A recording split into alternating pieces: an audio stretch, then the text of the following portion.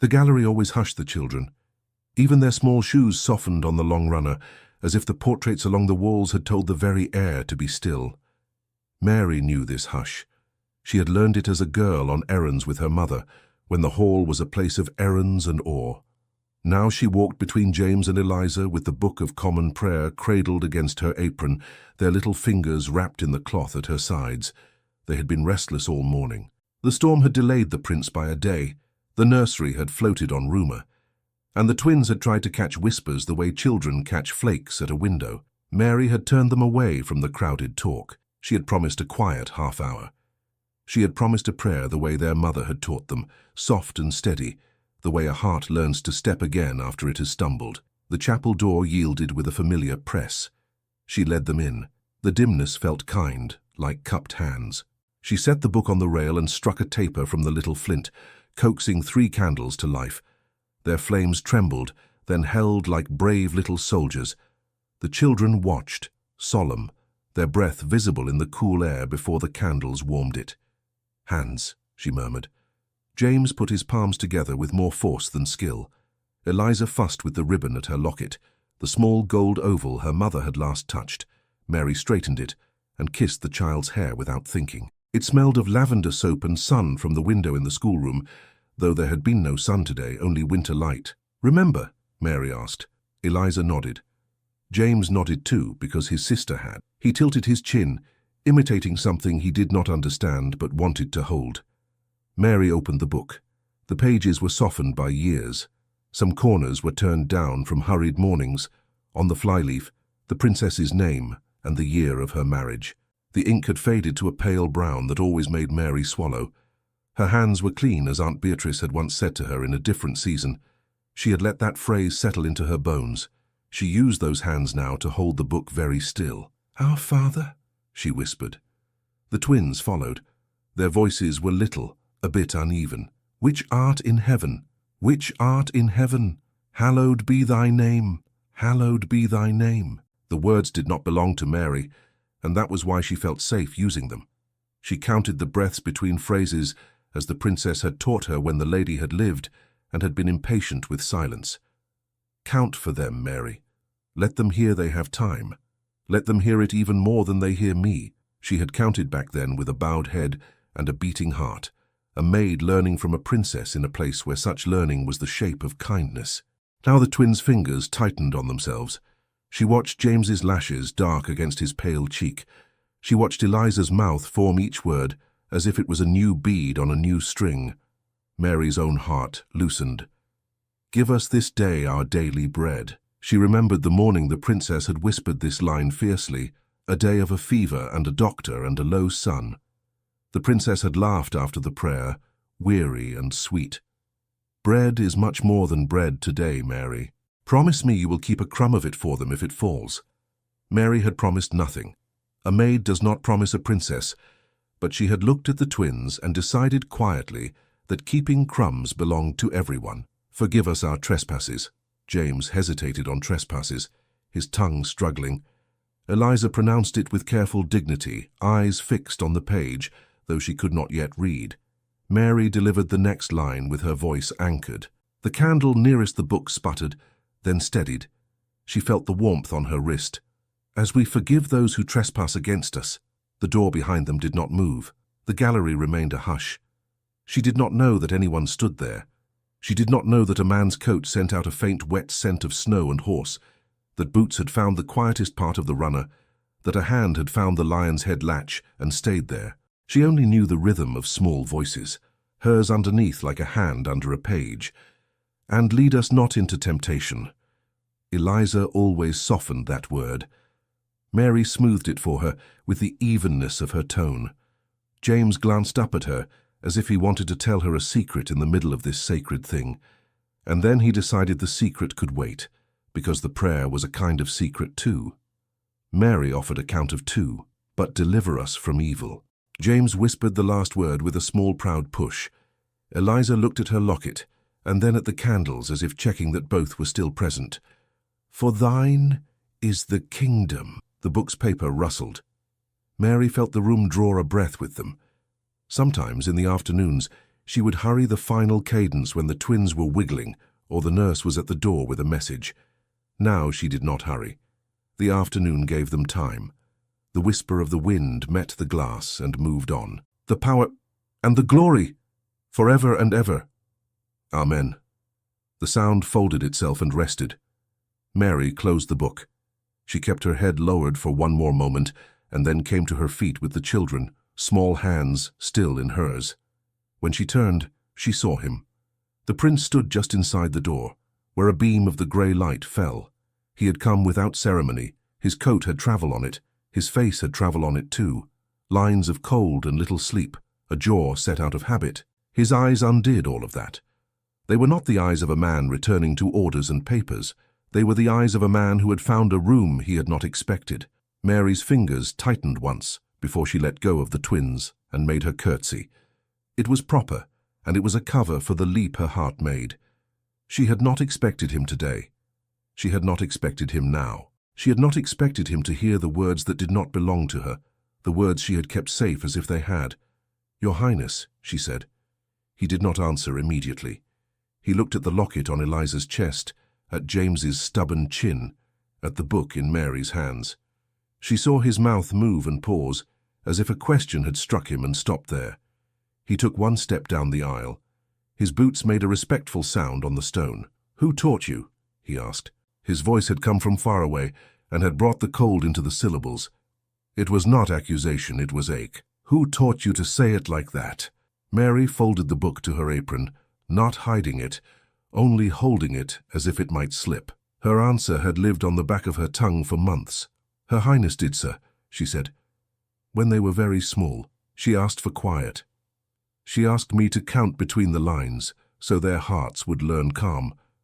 I only kept the thread from breaking." Eliza leaned into Mary's arm with a trust that had grown one day at a time. James shifted his weight and squared his shoulders, watching his father with an attention that mimicked the prince's own. The candles trembled in a draught and then steadied, as if ashamed. The prince looked not at Mary but at the children when he answered, as if any words must go through them to be true. "They remembered," he said, and his voice was different. He had meant to leave something else at the door, a command perhaps, a safe word that let him stay distant. It had not come with him into this room. "They remembered their mother." Mary nodded. The right thing was to make herself small inside the quiet, to let the moment belong to those three, to make sure only that the book did not fall. Her pulse settled under her apron. The heat in her face cooled. She could be a useful person in this place. She could stand in this half-light and keep the small order that children need. She could do it with clean hands. James broke the stillness first, because children are calendars more faithful than clocks. "Are we going to the stables later, Papa?" he asked. "We said the prayer." Eliza looked up at her father from under her lashes, bravely, and added, "Mary said it the way Mama did." We folded our hands. The prince's mouth eased. "We shall go," he said. "We shall do many things." He took another step. The cold left his coat as if the candles had reached it. He did not touch the children. He did not touch Mary. He looked at the book again, and then at Mary's hands. "I thank you," he said. Those were not words a prince was obliged to say to a maid. They were a man's words to a woman who had done a careful thing. Mary felt them settle over her shoulders like a shawl someone had placed there without fuss. She bowed her head and answered simply, "You are welcome, sir." The quiet filled with a warmth that was not heat. Mary could have stayed in it. She could have led the children to the pew and had them sit for one more minute, the way the princess had liked to do, to let the last phrase sink all the way to their toes. She could have let the prince decide what to do with the rest of his day and the peace that had begun to grow, but the hall has ears, wherever it has doors. The runner in the gallery did not always soften every step. The hush was not a promise, it was a pause, waiting for someone to decide whether to honor it. A footfall in the gallery, light and definite, approached the chapel. A shadow moved over the threshold. A woman's voice, smooth as milk and twice as cloying, slid over the stone. "Kept the thread, did she?" The latch clicked. Lady Honoria stepped into the chapel, as if entering a drawing room arranged for her appraisal. Her eyes took in Mary, the twins, the candlelight, the book, and then the prince, and each detail seemed to settle into a little ledger she kept behind her smile. "What an affecting picture," she said, "and how very Industrious of Miss Fletcher. Mary's hands tightened over the book. The twins sensed the shift before the words reached them. James edged behind Mary's skirt.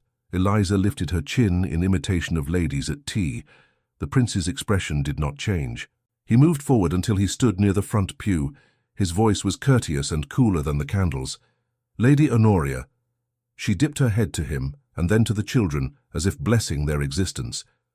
"Your return delights us all. Ravenswood breathes differently when you are at home. I am only sorry to have intruded upon what I assume must be a private practice." "It is the Lord's Prayer, my lady," Mary said before she could think to hold her tongue. "The simplest thing." Honoria's fan appeared in her hand as if conjured. She did not open it. She tapped it once against her glove, a light rebuke in kid leather. "Simplicity is the most treacherous of virtues, Miss Fletcher. It tempts us to think we may carry it anywhere. There are rooms in which even simple acts require care." Eliza moved toward Mary again, the little locket flashing. Honoria's eyes noted it and returned to the prince. "Of course, family devotions are admirable, but propriety is the proper carriage for piety, is it not? One would not wish the corridors to fill with the sort of talk that diminishes what should be revered." The chapel door opened again. Canon Albright's kind, worn face appeared in the grey light. He had come for evening prayers, having been delayed by a lame pony and a detour through half-frozen mud. He took in the scene with the habit of a man who had seen too many family matters unfold under the name of holy business. "Your Highness," he said, bowing. "Lady Honoria." He inclined his head to Mary in the next breath, and his eyes softened at the sight of the children. "Little ones, you have been busy with God's best words." "We said them as Mamma did," James informed him, authority in his small voice. Canon Albright smiled. "Then you have not gone wrong." Honoria turned, mild as milk. "Canon, you will agree that instruction of heirs should be carefully managed. There is a way in which things are done. Safely, visibly, respectably. One must not encourage presumptions." The canon tucked his hands into his sleeves, clerical and calm. "There is also a way in which children learn most easily. It is usually from the voice nearest to them. Still, my lady, I grant your concern. Order is not the enemy of devotion."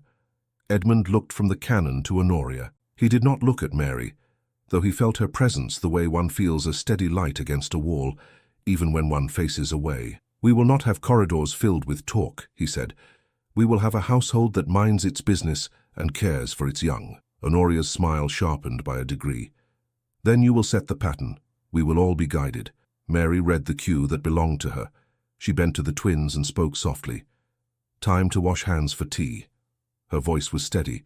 "We will say thank you to the canon for coming, and then we will go." Eliza's hand locked around Mary's finger. James scowled, disappointed the calm had been taken from them and replaced with instructions. Canon Albright crouched a little, old joints patient. "I shall see you again, God willing, next Sunday," he said, "and any day before if you choose to say the best words again." Eliza considered this generosity, then nodded judiciously. Mary squeezed the small hand once and straightened. She turned at last to the prince. Her curtsy was deeper than the first, more formal. A thread pulled through the moment to keep it from unraveling. "With your leave, sir," she said. There was a brief hesitation. She could feel it, as if the air had paused. He could name what had happened here without naming anyone.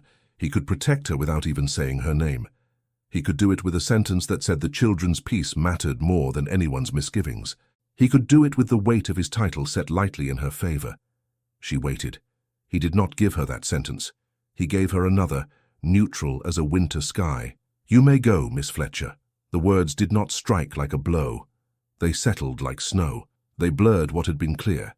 Mary received them with a nod. They were the shape of protection men sometimes used, distance disguised as prudence. It was not for her to say what shape protection ought to have. She guided the twins to the door. Honoria stepped aside with airless courtesy. In the corridor, the runner breathed again under their feet, and the portraits looked on with patient eyes that had seen many small dramas wear themselves out. Mary kept the book to her chest. She did not hurry. Haste would only make the children feel chaste. "Why did Lady Honoria speak like that?" Eliza asked in a whisper that was not quite a whisper. Mary bent to her without stopping. "Because she is careful," she said. "Sometimes carefulness sounds sharp like a scissors. even when it trims only a thread. James frowned. But we did not do wrong. No, Mary said. You did not. They reached the basin. Mary washed small hands in water that had cooled. She warmed their fingers in her own, drying them softly. When she set the towel aside, she made herself breathe in a measured count. She had done the right thing in a room that did not always welcome right things from her. The rightness could stand on its own feet. Her face, steady in the small glass, would help the children to believe that. Back in the chapel, Honoria's voice went on, sugared and hard. You see, Your Highness, the smallest habits set the largest precedents. A maid today, a governess tomorrow, then some farmer's sister teaching catechism in the nursery before the month is out. I am only thinking of you, and of them. Canon Albright's breath left him in a sigh that made no sound. He regarded the prince with a kind of tired hope. Edmund's jaw tightened and then eased. Thank you for thinking, he said. I shall do the same. Canon, we will proceed with evening prayers as usual. Lady Honoria, the household will remain calm. Honoria bowed her head. Of course. The service was mercifully brief. Honoria knelt decorously. The prince bowed his head, the canon read by light that did not tremble. When it was done, Edmund lingered only long enough to speak to the canon about the lame pony and the road, and then he left by the side door. His steps were swift, as if he meant to outrun the pinch of his own words. Mary did not see him cross the gallery. She was in the nursery, placing the prayer book on the mantel where the children knew it lived.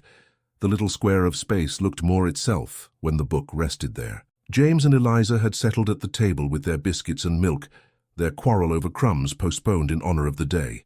Mrs. Betton poked her head in, a cap like a snowdrift above kind eyes. All is in a stir below, she said in a low voice, not wishing to rattle the cups. His lordship returned early. Lady Honoria is sharpening manners and knives. Eat, ducks, eat. Mary smiled because the children were watching. When they turned back to their plates, her smile loosened into something more difficult to carry. She moved to the window and looked out into a winter that had not yet decided whether to snow again. The glass breathed a little mist against her breath. She rubbed it with her knuckle, a small circle of clarity in a larger blur. She would be assigned tasks with more doors between herself and the twins. She could feel it coming the way one feels a draft through a seam. She would obey. That was the shape of her employment. But there were shapes within shapes. There were things a person could carry without being seen. She thought of the count between lines, the way it steadied small chests and small minds. She could carry that and give it away wherever she was allowed to stand. Downstairs, Lady Honoria did not immediately seek paper. She took tea first, because the performance of calm is often more persuasive than calm itself. She poured without spilling. She let the butler see her gratitude for the lemon, which was thin at this season. She asked after the gardener's daughter, as if recalling her name out of a crowd. She moved through the rooms like a soft brush, smoothing velvet against the grain, and then with it, leaving everything shining but different. Only then did she sit at the writing table in the small saloon that faced the east lawn. A little coal fire popped. The window reflected her, a pale oval above a pale plume of steam. She chose paper with the Ravenswood crest, because it would please the eye of the man who would receive it. She chose a pen with a nib that scratched just enough to sound like work. The inkwell gave up its black obediently. She wrote without haste. She wrote without blotting a single line. She wrote as a woman who believes that to be reasonable is to be irresistible. My lord, Ravenswood requires a steady hand in matters of the nursery. I regret to say that a maid, yes, Miss Mary Fletcher, whom you may recall as the daughter of the late village schoolmistress, has presumed to instruct the heirs in their devotions within the private chapel. The scene would have affected me, had it not suggested a dangerous precedent. Such things, if unchecked, breed confusion below stairs and laxity above. The prince returned early and found the picture himself. You have always maintained that early governance is the surest kind. I agree. Your counsel and perhaps your presence would be timely. Influences are sought, some are unworthy. She paused and then added, precise as a needle. Influence sought in the nursery. Return at once. She sprinkled sand, shook it off, and folded the paper with a neat, decisive touch. The seal lay cooling beside the candlestick, a little pool waiting for heat. She lighted the stick, softened the wax until it gleamed, and pressed the signet down with the force of a woman who did not consider herself forceful at all. The wax stamp hissed. By morning, the whisper had grown legs. It walked up and down the runners and across the slate floors. It slipped into the parlor with the tea tray. It perched on the back stair like a cat that would not be shooed. Mary felt it without hearing the words. She had carried trays long enough to know the weight of a room that wanted to be kind and preferred to be interesting. At breakfast, the twins were sugar and sparks. Mary buttered their bread with care, smoothing crumbs as if smoothing temper. Eliza sang to herself in small humming lines. James tested every button within reach. They asked whether Papa would take them to see the new colt. Mary told them he had much to do and would do it faster if the nursery gave him peace. Mrs. Betton came up with a list that looked too long for the day. From Lady Honoria, she said, apologetic, as if apology might soften ink. The laundry inventories must be gone through.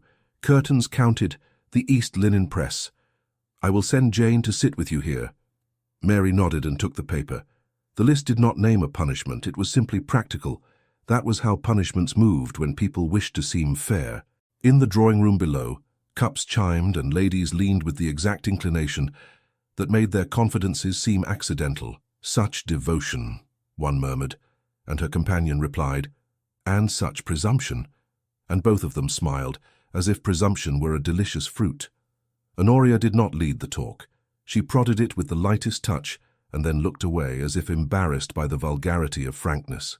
Canon Albright, collecting alms lists in the servants' hall, heard the story recounted by a footman who had it second-hand and richly embroidered. The canon's brow gathered and then smoothed. If we are to have a scandal, he said dryly, I would prefer it to contain at least one sin. The footman laughed and then stopped, remembering his place. By noon, Mary had been sent to the East Wing with a ring of keys, Jane at her shoulder like a nurse told to watch a child who had been near the pantry's jam. The sheets smelled of lye and winter air. Mary counted, wrote numbers, turned. She touched hem-stitches and remembered which maids had eyes good enough for tiny thread and which ones closed their fingers over mistakes. She found 2 pillowcases misfiled and replaced them. She did her work as if it mattered, because it did. It mattered whether the house rested on order. It mattered whether her hands stayed busy. When she returned at last to the nursery, the quiet had thinned. Jane had tried. Jane had failed. James's toy soldier, the wooden one with the chipped hat he loved more than the china set, lay on the floor with its leg split. Eliza had burst into tears and then refused to cry another tear for anyone. The governess, a gentlewoman who had made a gentleman's economy possible, frowned at chaos with a stomach full of bread and pride. They will not be managed, she said, as if that described the children and absolved the adults. His Highness is engaged with accounts. He cannot be troubled. Miss Fletcher, if you please. Mary crouched at once. Tears had already started to harden into offence around James's eyes. She knew that time well. She gave it no space. Show me, she said. Show me the wrong thing. James thrust the soldier at her, as if handing over a grievance to the court. Mary turned the toy gently, cradling it, as if it could feel this care. She looked at the split, at the tiny peg that had held leg to hip. She did not scold Jane, she did not blame the governess. She said to James, "This can be mended if we are patient." Eliza had stood very still, the locket climbing and falling with her breaths. "Jane said we may not sing the prayer without the canon," she announced, fierce as a little magistrate. Mary's mouth softened in a way she could not help. "Jane was thinking of order," she said. "We will be orderly. We will have our milk, and then we will sit, and then we will find patience in the space between words the way we always do." The governess flushed. "It is not my place to regulate their pieties," she said. The words sat in the room, like an upholstered chair no one wanted to claim. "It is all of our place to regulate their breaths," Mary answered, not sharp, only level. "They cannot learn if they cannot breathe. Will you sit, Miss Lee?" Miss Lee blinked, then sat. She was a better woman than her posture suggested. Mary warmed a little glue by the nursery fire and mended the soldier while the twins watched as if surgery were being performed. She told James to blow very gently. He blew too hard. She laughed and told him to try again with less wind and more patience. He grew proud of his controlled breath. Eliza held the soldier upright while it cooled, serious as a nurse. A bent world straightened a fraction. After milk, they sat. Mary asked nothing of them for a moment, only listened to the scrape of chair legs and the winter sound against the glass. Then she said, "Hands," and the twins obeyed without the formality of a chapel and candles, because children take their sacraments where their bodies are. She did not speak the prayer itself. She asked them to count together to 4 between their inhales and exhales. She set the count with her whisper. James copied with the concentration he gave to marbles.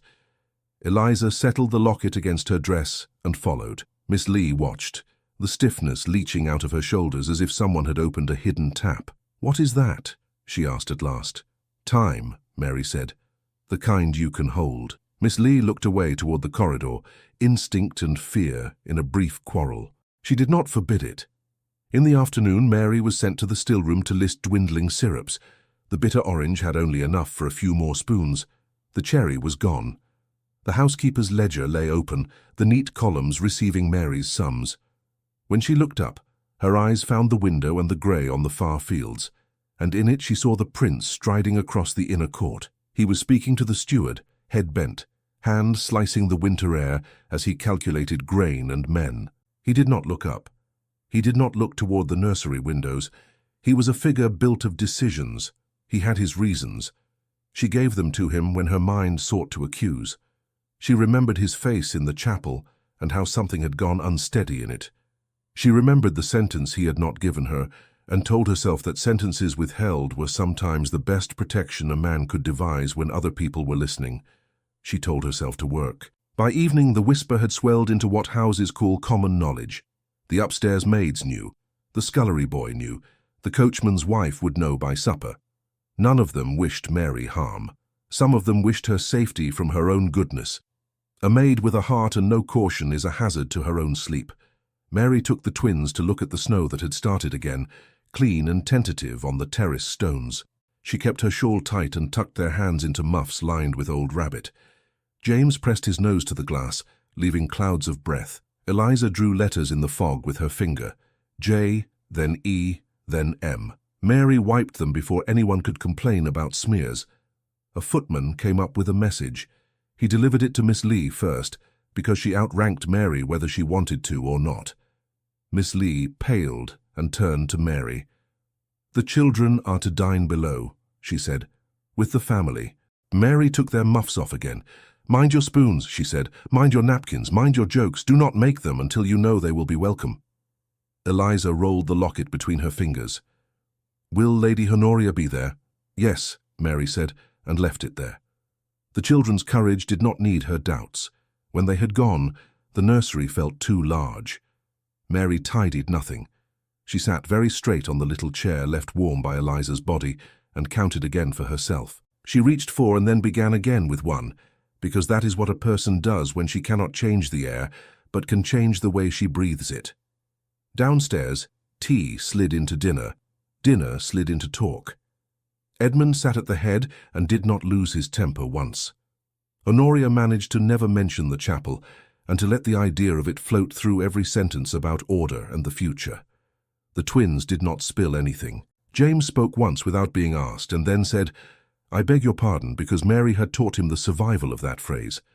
Eliza folded her hands when she was not using them, because that, too, steadied a person. Afterward, in the corridor, the prince saw Mary at the turn of the stair.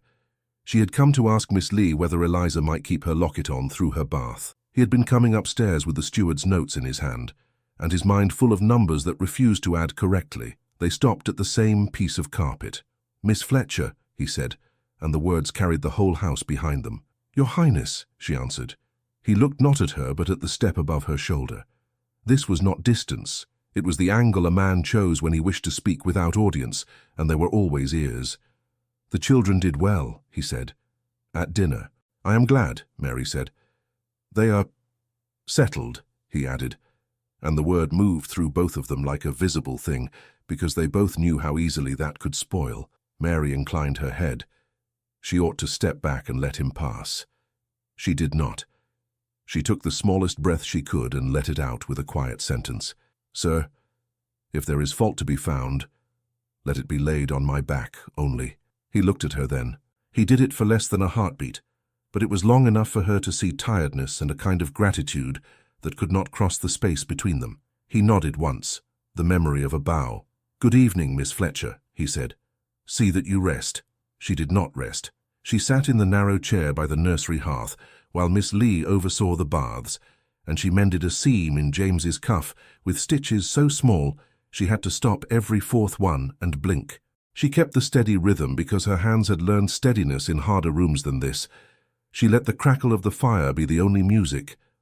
When Eliza came out with her hair damp and her lashes spiked, Mary dried the hair with a towel that had more years than the child and combed it with the patient comb. She set the locket back against the small chest. Eliza touched it, satisfied. When at last the small bodies grew heavy and the room's noises sank, Mary rose and put the prayer book back in its place because places matter. She turned toward the door with a mind that had no space for anything but sleep and the next list. A soft cough interrupted her step. It came from the corridor. Mrs. Betton stood there with a tray she had no need to carry herself. She had brought it as a pretext. On it lay a folded cloth covering a slice of bread and a wedge of cheese that someone had thought to spare. And beside them a thing that did not belong in the nursery at all. "For you," the housekeeper said, keeping her voice low so that rest would not break on a silly noise. "From the prince's valet by his instruction," he says, "but I think he has added that on the chance you will refuse it unless it looks like a duty." Don't argue with an old woman. Mary did not reach for the food. She reached for the package that lay beside it, wrapped in oilskin against damp and tied with a narrow ribbon she knew. It was silk, the exact blue of the twins' curtains. The parcel was oblong and weighed like paper and maybe something harder. Mrs. Betton watched her, satisfaction behind her eyes. "He said it was from the archives," she added. "I think the past would like to speak." Mary untied the ribbon with fingers that had kept themselves from trembling all day and could not keep themselves now. The oilskin gave way to a bundle of journals bound in worn calf and a brass key taped to the inside cover with a strip of old paper. On the flyleaf in a hand Mary recognized were words that made her breath stop in the middle, the late princess's notebooks and a narrow brass key wrapped in her ribbon. Mary did not sleep. The journal smelled faintly of beeswax and old lavender. The ribbon kept its shape from years in a drawer where gentle hands had folded gentle things. She set the bread on the hearth-stool without tasting it, lifted the first notebook, and opened to a page where the ink had flowed like a voice speaking quickly to outrun a fear. James breathed evenly in his bed. Eliza murmured once and rolled. The room made its small night noises, familiar as a lullaby. Mary read by the coal's glow and a candle stub saved for mending. The handwriting was the princess's, long, elegant, a few impatient smudges where emotion had outrun care. Michaelmas. James coughed again. "Albright says it is nothing, but I thought of the winter his father was ill at sea and my hands shook like leaves. I taught them the prayer with breath between the lines.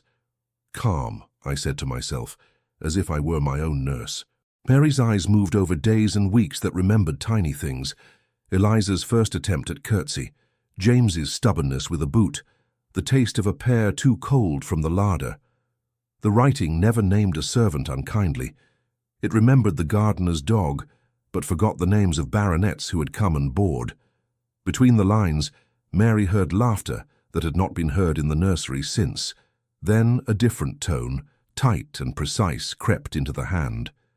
Ashcombe called again. "He is too sure of himself, which means someone is too sure of him.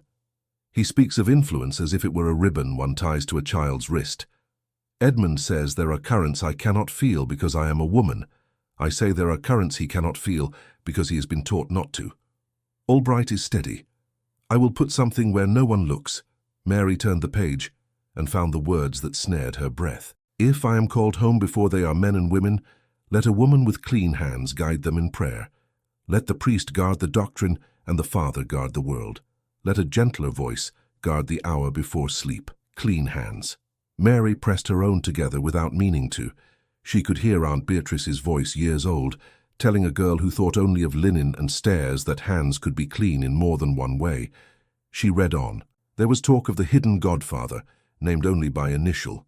M, or was it A, and the flourish had slid like a bird. He wishes to be necessary. He will offer money where it looks like kindness. He will ask for keys he should not have. I have asked Albright to witness a paper. I have put a key where even Edmund will not look because he thinks me too tender to hide things.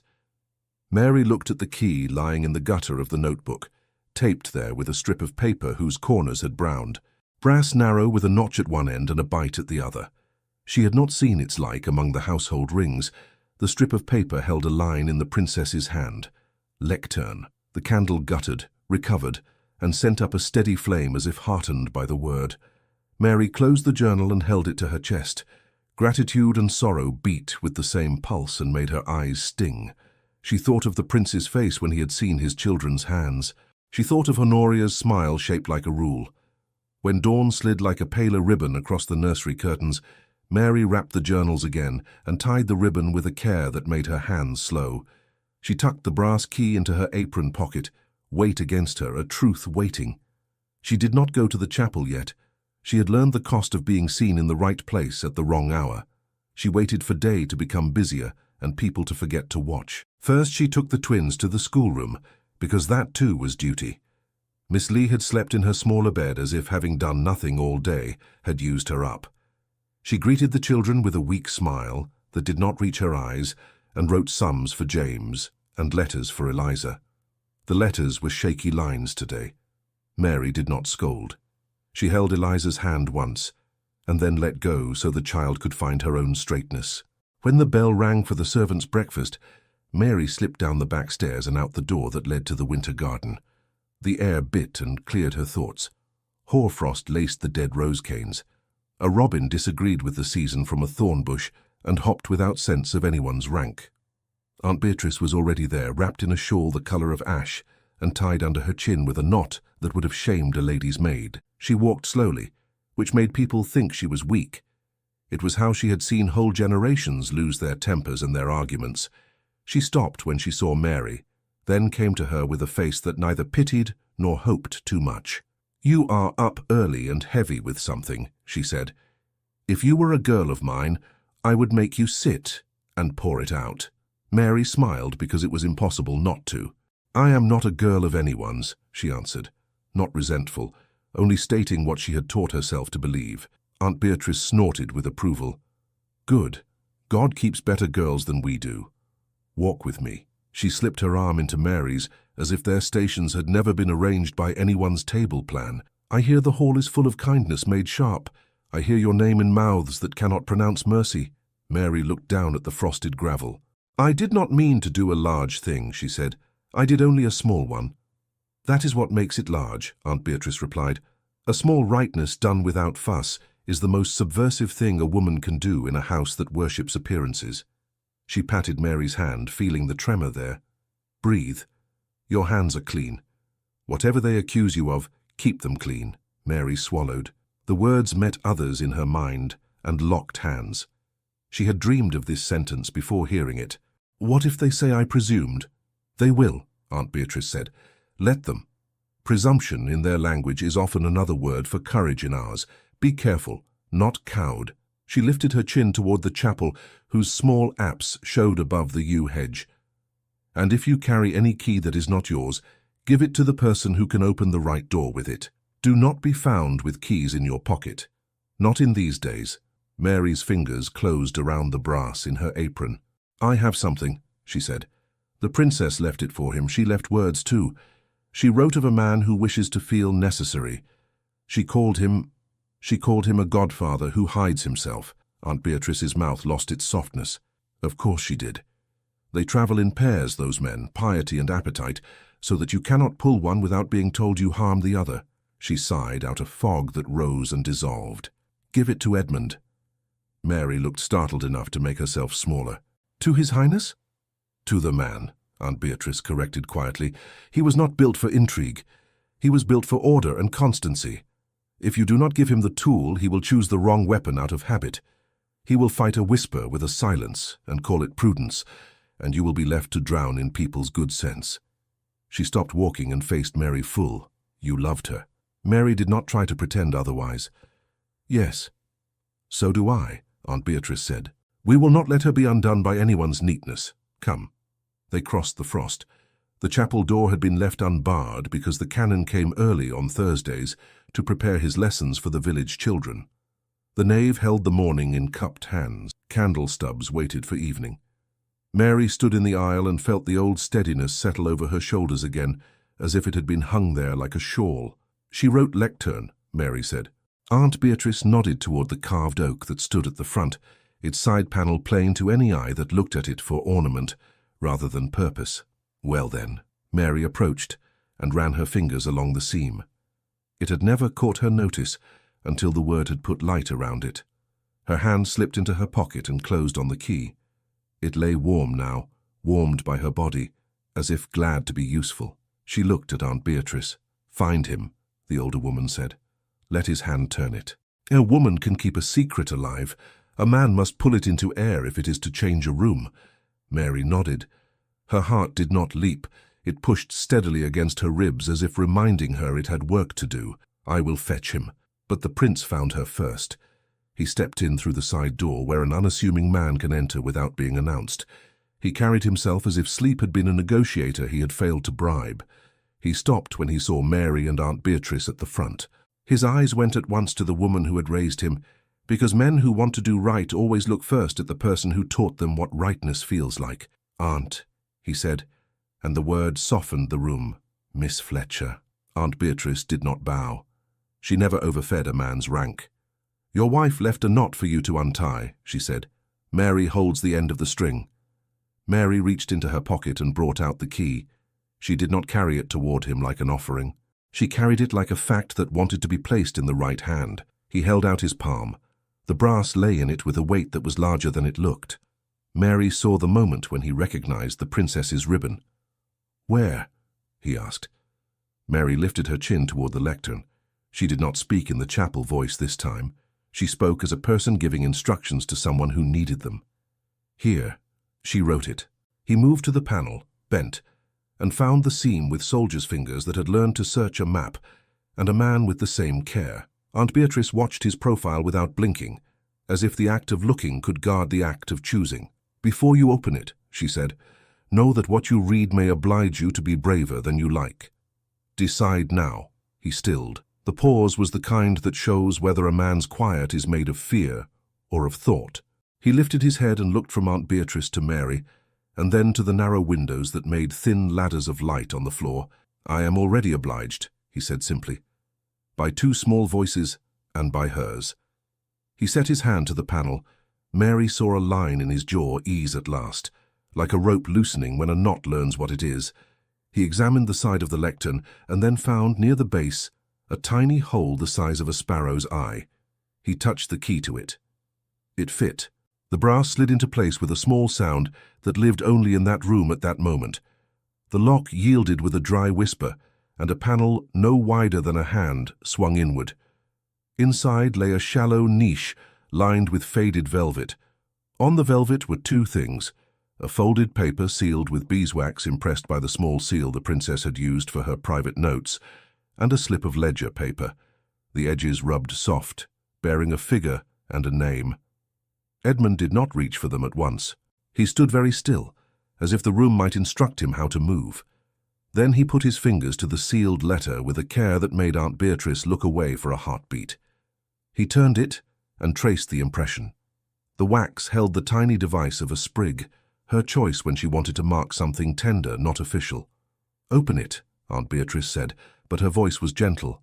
She had been there the day he placed his wife's ring in the small velvet box. She recognized hands that remembered. He slid his thumb under the fold and lifted. The wax gave with a clean break, as if it had waited to surrender to this touch and no other. The paper unfolded and released the scent of lavender that lived in the princess's clothes and hair, and that the nursery still remembered when the light fell a certain way. The handwriting was unmistakable. He read aloud, because some sentences must be carried by more than one set of lungs if they are to be born. To my husband and to Canon Albright, should I be gone when this is found, he began, and the breath stopped a fraction in his chest before it went on. If I am called home before our little ones are men and women, let Mary Fletcher, the daughter of the schoolmistress, and a woman with clean hands, guide them in prayer in the nursery and at the hour before sleep, as she has done in my hearing. Let the canon guard doctrine, and Edmund guard the world. Let a gentler voice keep their hearts from breaking. This I ask not as a rule, but as a mother's request. It is witnessed by the canon, who knows my mind, and I write it without guile." The ink had blotted once at the word hearts. Edmund touched the edge of the page where the blot had dried into a small darkness, and then looked at the bottom where Canon Albright's steady hand had written his name as witness. The date was there, clear, 1 year and some months before the princess died. He closed his eyes briefly. When he opened them, they had steadied. He had been raised to believe that love did not belong in paper. He saw now how it could be folded there and still breathe. He lifted the second slip. It was a small ledger note in a hand that belonged to the estate steward. It read, "Donation pledged by Ludive. Ashcombe to Village School and Chapel Fund. Condition guidance of heir's instruction be entrusted to his recommended man. Amount 100 guineas per annum, to be considered." Aunt Beatrice's mouth thinned. "There," she said, "benevolence with a leash." Mary felt the heat rise into her face despite the cold chapel. She did not reach for either paper. She stood with her hands clasped, but her shoulders loosened as if someone had cut a stay in a dress that had been fitted too tight. It was not triumph. It was relief joined to a grief that had learned a new shape. Edmund slid the letter back into its fold, and then slid it again, because his fingers needed to move, while his mind fitted itself to his next breath. He put both papers inside his inner coat pocket, as a man puts a map where he can reach it even if the road turns. He looked at Mary, not past her. "She wrote your name," he said. The words carried neither surprise nor apology. They carried recognition. "She wrote that you should guide them." Mary found that she had no words that did not sound like presumption even to her own ear. She could only answer with the simplest truth, available to a person with clean hands. "I will do as she asked, sir, if I am permitted." Aunt Beatrice made a small approving sound. "And if you are not permitted," she added for Edmund, "you will still be obliged, and not only by the dead." Edmund's mouth shifted. "I am obliged," he said again, and the sentence sat on his tongue as if it had awaited its chair. The door near the vestry creaked. Canon Albright stepped in, brushing snowflakes from his shoulders. He stopped at the sight of the open panel and the two women and the prince's face and smiled a little, a tired joy that had nothing of triumph in it. "Ah," he said, "she kept better secrets than any of us. May I?" Edmund handed him the letter. He read quickly and nodded, the memory of the day he witnessed the writing flickering through his eyes. "She made me swear to keep my mouth until paper could speak," he said. "I am glad to be relieved of my oath." Edmund exhaled. "We will read it again before others," he said, "and I will ask you to stand with me, not yet." He looked at Mary. "Will you walk with me, Miss Fletcher? The schoolroom needs inspecting. There are matters to be set in order." Aunt Beatrice bit the inside of her cheek to keep it from smiling like a girl's. Canon Albright pretended to study the carpentry of the lectern. Mary dipped her head. "As you wish, sir," she said. The winter garden had thawed to a sheen where the sun caught it. They walked where the gravel was less treacherous. He did not offer his arm, she did not take it. This was not because either of them wished to obey every smallest rule. It was because the house had windows, and the garden had eyes, and both of them wished to arrive at the schoolroom without the wrong kind of talk. "Miss Lee manages?" he asked, as if this were a tour of chalk and slates and not a movement of ground under their feet. "She manages," Mary said. "She does not yet know how to breathe for them when they cannot. She could learn. She is not unkind." He nodded. "Teach her to count," he said, and then half smiled because the words sounded foolish and were exactly right. "Teach her to count between lines. I will not have my children held upright by fear of being seen." A robin scolded them, and then softened into a song as if apologizing. Mary let that small sound carry her courage to the next sentence. "They slept," she said, "after last night. The count helped. The soldier's leg has mended too." He glanced at her with a sudden boy's gratitude that surprised them both. "You do large things that look like small ones," he said. "That is why they make noise in the wrong mouths." They reached the schoolroom door. He opened it and stood aside without ceremony. He had to duck his head. He had always been a fraction too tall for these thresholds built for earlier men. Inside, Miss Lee had arranged sums and letters with stern neatness. The fire had been coaxed into a brave blaze by a footman who liked the twins more than he liked the thought of the upstairs frowns. Mary moved through the space as one who knows the corners and the squeak of the third board from the hearth. She lifted a slate and checked a string of numbers, smiled at a sensible mistake and set it down. Edmund watched the way the room breathed differently with her in it. He did not look at her hands. He looked at the line of her back where resolve had built itself without anyone's permission. He saw then, near the windowsill, a small metal glint. He reached for it and found a thimble, plain and slightly dented, the size of Mary's finger. He held it up. "Yours," he said. She reached to take it and hesitated. He stepped closer and placed it in her palm, more carefully than a man places such a small thing. Her fingers closed around it with an accidental brush of his skin. He felt heat run along the small place where they had touched, and he did not tell himself a sensible story about it. He put his hand back at his side with discipline that had nothing to do with cold. "Thank you," she said. She smoothed the thimble with her thumb as if it were a token with value beyond tin. He looked out through the glass to keep himself from looking too long at her. The frost had begun to draw back, showing the dark earth of the beds. "We will need a better tutor for Latin," he said, too brisk for one sentence, and then softer for the next. "And we will keep the hour before sleep, as she asked." "We will," Mary answered. She did not add, "God help us." She did not need to. It was implied in the hour. He turned toward the door. "I will speak to Honoria," he said, "and to the canon." He paused, then allowed himself one clumsy honesty. "I failed you yesterday. I chose the wrong safety." She shook her head once.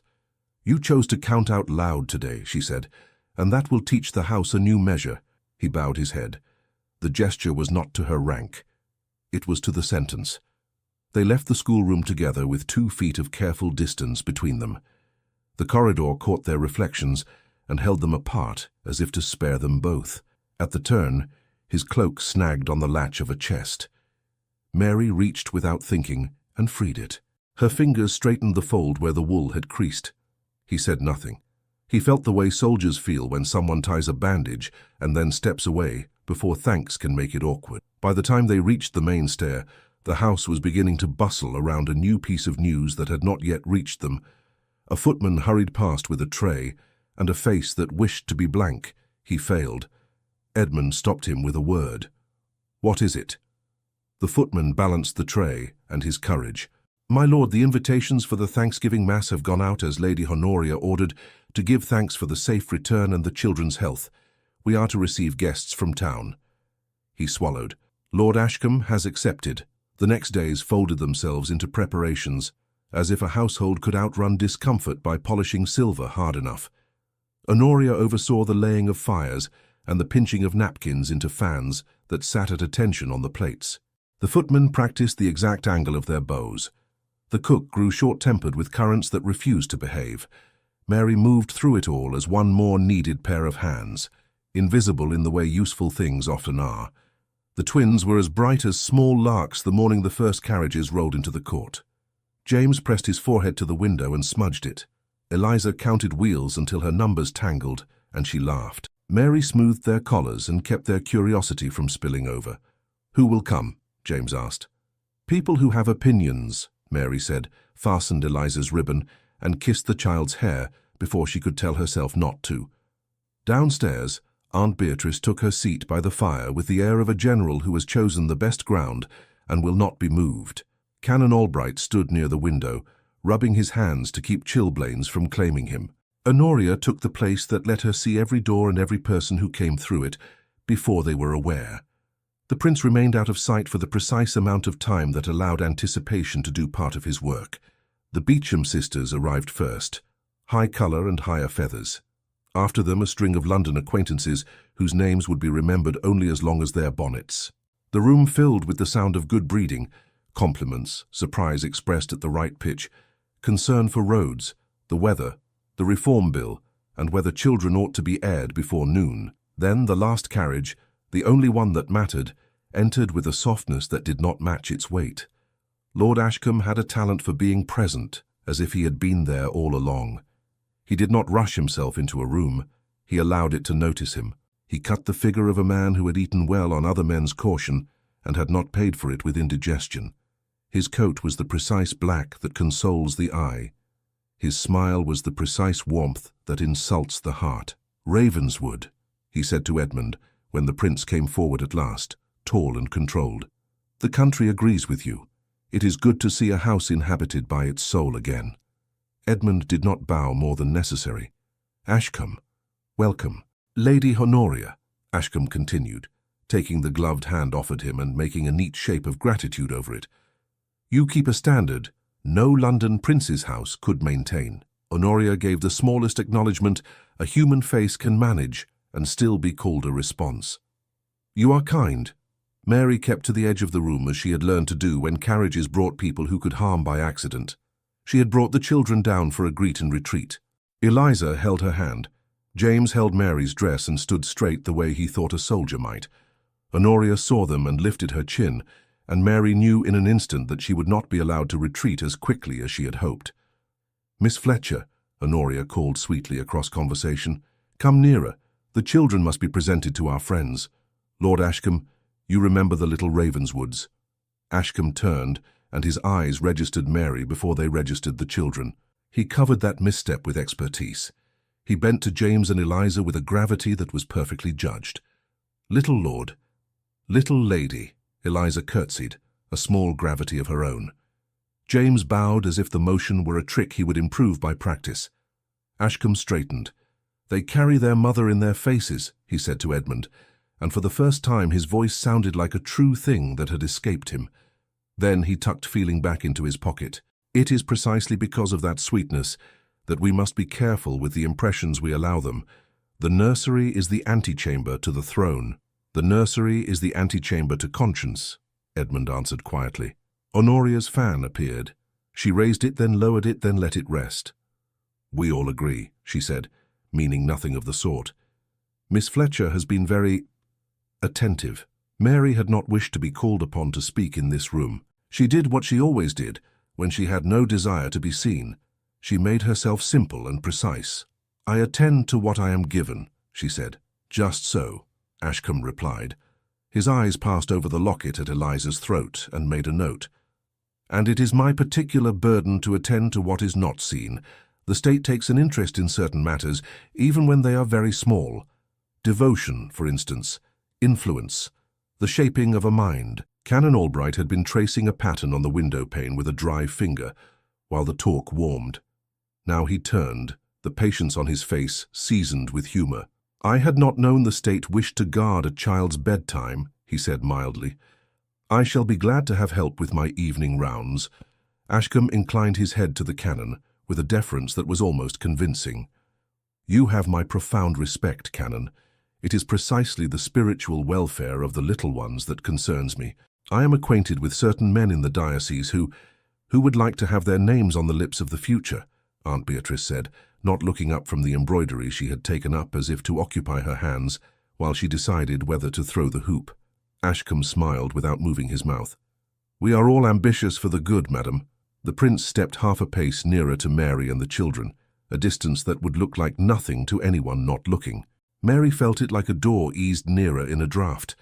He said deliberately, "The late princess expressed her mind on this matter." Honoria's fan fluttered. "Did she? How touching.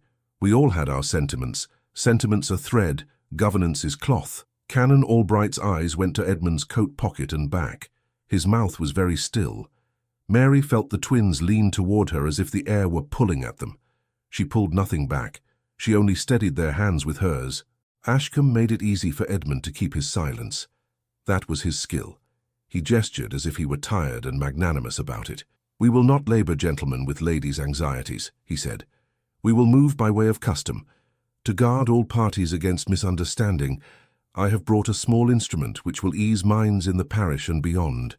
Honoria's smile brightened half a shade. "How thoughtful." He produced a packet from the inner pocket of his coat.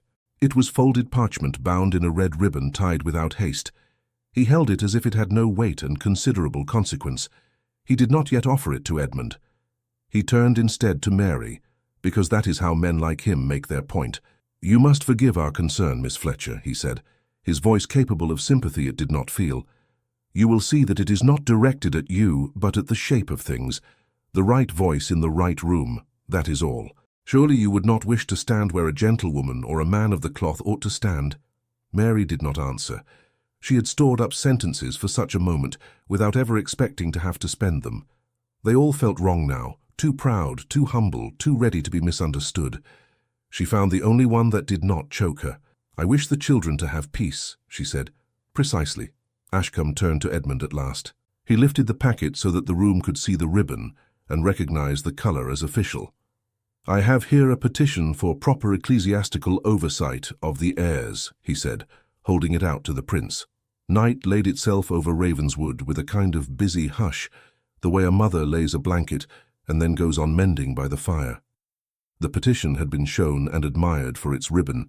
No one had asked too loudly what it might bind. By supper, the talk had settled into a story about order returning to a house that had let feeling come too near its nursery. It was a story people liked, because it made them feel both tender and correct. Mary finished the children's bread and milk without letting her hands falter. James tested the petition's new word on his tongue and forgot it halfway through. Eliza asked if a ribbon could keep words from falling out. Mary told her that some ribbons were for binding, and some were for beauty, and some were for show, and that there were better questions for bedtime. She braided Eliza's hair more gently than usual, as if the child's scalp could feel what Mary would not let touch her face. When the nurse came to lift the twins into their nightshirts, Mrs. Betton appeared with the purposeful tread of a woman who will not let foolishness stand at a door and call itself sense. She set down a basket of folded linens that did not need to be folded, and closed the nursery door with an economy that warned anyone listening on the landing to go away and mind their own souls. "Look at me," she said to Mary, not unkind, not soothing. No flinching. Mary obeyed because the command came like a rope to hold, rather than a hand to push. "I am looking." "They will come with neat words and smile their teeth at you," Mrs. Betton said, "and say they have only the house at heart. I have put houses at heart for 30 years, and they are ungrateful patients. Do not let them decide the shape of yours." Mary felt the pressure in her chest ease, the strange feeling of a garment let out by an invisible seamstress. "I have their letter," she said in a whisper, because the twins were within breath's length and the walls remembered to listen. "Her letter. The princess wrote my name." Mrs. Betton's eyes brightened with the quick wet of relief that is not quite tears. "Then they have already lost," she said. "But losing people are the noisiest kind at night." Footsteps came along the corridor. The housekeeper's mouth went flat. "And here they are." The door opened without a knock, because women like Honoria believed that knocking paid compliments to people who did not require them. She entered with a smile gentle enough for nursery air and cold enough for a pantry shelf. Behind her stood Jane, much improved by mortification, bearing nothing at all to do with the errand. Honoria did not look at the beds. She did not look at the toys on the shelf. She looked at Mary as one looks at a scuff on a floor that will catch on a hem. "My dear Miss Fletcher," she said softly, "how weary you must be. We all are, after a day of attention." Mary folded her hands before her, the old habit of her mother in the schoolroom. "The little ones are asleep," she said. Almost, Honoria returned, as if disagreeing about a clock's minute count proved her authority. "I will be brief. You have been very present of late. Presence can be a virtue, in proportion. It can also create misunderstandings." She folded her fan, unfolded it, and tapped the edge against her palm. "I have taken the liberty of arranging things in a way that will spare everyone embarrassment." Mrs. Betton shifted her weight, a sound like a barrel settling. "And what way is that, my lady?" A flicker of irritation crossed Honoria's face at being addressed by someone who did not wear silk. She softened it into tolerance. "Miss Fletcher will take a few days below stairs," she said, "to quiet the talk. She will see to the East Linen Press, which so often escapes our attention. After the Thanksgiving Mass, we will review arrangements for the children's devotions in a manner consonant with custom and comfort." She turned her head toward Mary as if baptism were being offered. "I am certain you will wish to support the family's peace." Mary felt her heart beat once, hard, and then collect itself. "If the canon reads a paper I have seen," she said, and she felt Mrs. Betton's head whip toward her in astonishment she disguised as a cough. "The family's peace may ask something different of me." Honoria's lips did not thin. That would have been real. They arranged themselves into generosity. "Ah, the little caches of the sentimental. I have always admired how people who prefer feeling to prudence hide their wishes in cupboards and behind panels. They are charming. Alas, charms do not govern houses. Mrs. Betton's patience broke its leash enough to growl. Her Highness governed this house with more kindness than any ledger I ever saw. Kindness is a ribbon, Honoria answered sweetly. It goes very well with the proper dress. It is not the dress. She moved a step nearer to Mary and lowered her voice without lowering its reach. If you love those children, as I am told you do, you will spare them by sparing us. Do not stand where you cannot stand without ugliness. By dawn, Miss Fletcher, I would have the key to the nursery closet on my desk and your work basket in the linen room. That is all. She turned and left, bringing the cold with her. Jane hovered, wanting to apologize to someone but lacking courage to choose. Mrs. Betton shooed her with a look. The door closed. The room widened without moving. Mary kept her face plain until the footsteps had died. Then she reached for the back of the nearest chair and let her fingers hold wood. The pressure steadied the tremor. She looked at Mrs. Betton with the plainness of a woman who will not disguise anything in front of the person who has just saved her life with a few sentences. I will pack a small bundle, she said, so that if they come at dawn they will not see me scramble. Mrs. Betton snorted again, this time with something like approval.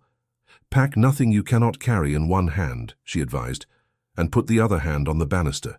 That is how a woman keeps her balance when fools jump on the stairs. Mary went to the corner where her basket lived. Her scissors, her mending thread, the small thimble that had returned to her like a promise, and she set aside what she could leave, without feeling as if she were abandoning an arm. She wrapped her spare cap in a handkerchief and tucked inside it the tiny shell James had given her from the seaside trip of 2 summers ago, a thing he did not know he had given because he had left it on a chair cushion and she had kept it from the fire. She put in Eliza's first ribbon, the faded blue one with the frayed edge. She left the thick stockings because someone else would need them when the frost grew cruel. She did not touch the journals. They were not hers to tuck away. The brass key lay in the pocket of her apron like a live creature. She pressed her palm over it and felt it answer only with the steadiness of metal. Down the corridor, laughter rose and fell and broke into shards as the dining room emptied into parlours. The Beecham sisters giggled at some tale of a gentleman's horse and a hedge. A gentleman told the Reform Bill to sit and behave. Servants moved with the grace of people who knew where conversation needed fresh coals. The house had its noise on. Behind it, a different sound worked, a hum of rumour, a mutter of certainty, the purr of decision dressed as care. Canon Albright stood in the shadow of the west passage and waited for Edmund, because there are hours when a priest may do more with a hand on a man's sleeve than with a sermon. Edmund came sooner than he had hoped, his face drawn a little with the effort of smiling without using his heart. "Canon," the prince said, "I thought you would be asleep." "I thought you would not," the canon answered. He kept his voice low. "He means to do more than shuffle the nursery furniture. There is talk of guardianship, of oversight written into letters that travel farther than gossip. A petition is one thing. A packet delivered to the diocese with a purse attached is another." Edmund's mouth tightened. "He has already tried it once," he said. He put his hand to his inner pocket and felt the letter there as one feels a pulse on a wrist. He will not like the answer he receives, but he will have it. Albright nodded. "Be bold early, if you mean to be at all. Men like him do not waste time. They collect it from cowards and spend it against them." "I remember." Edmund's eyes went past the canon to the far end of the corridor, where the portraits watched the rooms live the same hour they had watched 100 times. He had been that boy in the frame once, the one who thought people told the truth because they were civilized. He was not that boy now. "Thank you." "Do not thank me," the canon said softly. "Thank the woman who left you a way to tell the truth with paper." They parted without shaking hands. It was not how men in a house like this behaved. It was how men, careful of the wrong eyes, kept their good sense from being used against them. In the nursery, Miss Lee gathered the last damp towels and laid them on the wooden horse near the hearth to steam themselves drier. Mary wrapped her small bundle in an old shawl tied at the corners. She laid the bundle where she could catch it up with a single motion. She checked the window latches, because checking small things gives a person the sensation of command when larger things move like weather. Eliza stirred and sighed. Mary went to her and stood long enough to see the sigh sink. James threw off a blanket and grabbed it back without waking. Mary spared him the embarrassment of help and only straightened it when his hand went slack. Mrs. Betton put her hand on Mary's shoulder. "Sleep 2 hours," she ordered. "Then wake and wash your face. If you cannot manage rest, lay down your body and arrange your mind, so it will be less angry in the morning." "I will sit in the chair and snore so they think I am you and leave you be." Mary smiled without making sound. "You are a holy woman, Mrs. Betton." "I am a profane one who knows the value of snoring," the housekeeper said, and settled her bulk in the chair in a way that would have made young maids adore her if they had been allowed to see it. Mary did not sleep. She lay on the smaller bed and watched the shadow the chair cast on the ceiling, listening to the soft, deliberate breathing Mrs. Betton produced with the skill of a woman determined to sound like furniture. Every time Mary's mind reached for fear, she made it count to 4 and begin again. When the count failed, she reached for the next thing and the next. She listed the herbs in the still room, the names of the horses in the stable, the lines of the prayer that had steadied more hearts than hers. When the clock below chimed 11, she rose and washed her face from the pitcher, quickly, so the cold could not decide to settle in her bones. She put on her shawl and took the bundle in one hand and the prayer book in the other. She stood a moment and looked at the sleeping children. She did not kiss them. That belonged to their mother, and to mornings that did not have edges. Mrs. Betton's eyes opened at once. "Go where you mean to," she said, and let them close again, the breathing returning as if she had never broken it. Mary went. The corridor let her pass without complaint. The servant's stare took her feet and returned them to her quietly. The house, having been busy for hours, had settled into the soft growl of a great animal fed and content to dream. She crossed the back hall and opened the door to the winter garden. The air bit and cleaned. Stars pricked through the thin clouds like truths that had learned to be sharp. She followed the yew hedge toward the chapel. Frost made the path a little treacherous. She knew where the gravel held and where it slid. Her breath ran ahead of her and disappeared. The chapel door gave under her hand. She stepped into darkness that knew her and did not ask for a name. She meant to kneel in the last pew, to say nothing and everything with the count that had entered her bloodstream. She meant to leave the book on the rail and to go back with less fear of mourning. A small light burned near the front, a single candle cupped by a palm that protected it from drafts. She stopped, and her heart, which had kept time like a metronome all evening, missed a measure. He was there already, standing by the pew where the princess had liked to sit, the candle's flame making his face look younger and more tired. He turned at the sound she had not made, as if the room had told him she had come. He held the candle in one hand and the folded letter in the other. He did not look surprised to see her. He looked relieved, which is not the same thing. He held the candle lower so the light would not strike her eyes, and he set the folded letter on the pew as if he meant to keep from putting it back in his pocket too quickly. "I could not sleep," he said. "Nor I," Mary answered. Her voice came out even. The chapel lent her that. He nodded toward the front, and they moved without speaking until they stood near the step where the rail met the aisle. The candle cast one small, stubborn circle. Beyond it, the dark felt kind. "I did a coward's thing yesterday," he said, and his words surprised her not because of what they confessed, but because of the plain way he let them stand. "I thought distance would protect you. It only hurt you, and did not protect you at all." Mary had stood all day under words that wished to be rules. She had not expected apology. She did not know what to do with it, except place it where other truths lived. "You held more than one care in your hand at once," she said. "That is heavy. Sometimes heaviness makes a person put it down wrong." He looked at her with a sudden helplessness that made him younger by years.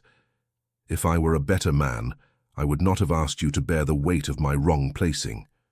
If you were a worse one, you would not see where you set it," she said. "We live with the men we have, not the men we imagine. You are the man we have." He made a sound that could have become a laugh if the room had not reminded them what laughter means and when it can be spent. He lifted the candle and set it in a little iron socket near the rail. The flame took its new place and burned a fraction steadier. "The house is a net," he said. "Honoria pulls one thread and 20 shift. Ashcombe has used his quiet to arrange a louder thing. The canon says they mean to write themselves into the children's days and call it piety." Mary watched the flame rather than his mouth. It helped her keep her own face modest. "You have paper too," she said. "You have better paper." His hand went to his coat and withdrew. He did not unfold the letter. He laid it on the wood and pressed his fingertips over the seal as if thanking it for staying whole as long as it had. He swallowed. "She wrote your name," he said again, as if the sentence could steady him for the thing that must come after. Mary nodded. "She wrote what she heard," she said, "that they needed a small voice near theirs, that their hearts would not be taught by large speeches."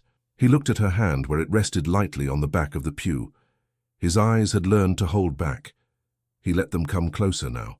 "And what do you need?" he asked. She had not been asked that in years. She had not found language for it because language had been given other work. The question sat before her like a small, plain bowl. She set the simplest food in it. "I need them to be safe at the hour when a child is most afraid," she said. "I need not to be cast out for doing the thing their mother asked in the house she left. I need you to tell the truth with your voice, not only with your paper." He exhaled long. "I can do some of that," he said. "I will try to do all." He reached into his other pocket and drew out a thing Mary had never expected to see anywhere but on his hand. It was the Ravenswood signet, the heavy ring that had marked wax and men for generations. He had removed it. It made his fingers look unfamiliar. He did not kneel. He did not perform. He set the ring in her palm the way he had set the letter on the wood, careful and steady, as if placing a weight where it could be borne. "Not as a promise I have no right to ask for yet," he said, low, the words close to the skin between them. "As a trust. You hold what I guard. Guard me back if you will." The metal was cool and then warmed at once. Mary felt its circle press against the lines of her hand. It was too large. It would slide off any finger she might place it on. It seemed right that it could not be worn. She closed her fingers and felt the shape insist on itself. She lifted her eyes at last and let him see what the ring had done to her composure. "I will guard the children," she said. "I will guard what is right. I will guard what she asked. I will accept any scorn that comes on the way to that door, sir. But I will not be your excuse." He flinched as if she had laid a cool cloth on a burn. He had not known how much he wanted to be told that he could not use her courage to hide his reluctance. His shoulders eased. The truth had made the room simpler. "No," he said. "You shall not be my hiding place. Stand with me when I read it." "If you stand with the truth," she answered. It was not a condition. It was the measure they both would use. He nodded once, a vow more binding than many that had been shouted under vaulted ceilings. He looked at the ring in her hand again, then at the ribbons that lay on the pew from where she had tucked them out of Eliza's hair earlier. Blue faded to gentleness. He touched one with his finger. Only the ribbon, not her. "They are small," he said, and the helplessness in the sentence needed no answer. "They are small," she agreed, and that was why the house's large talk could not have the last word.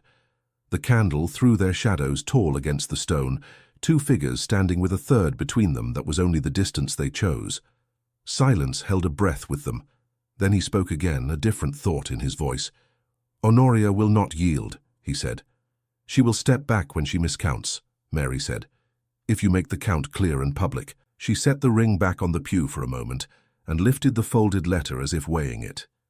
"This says more than you can without shame. Let it speak."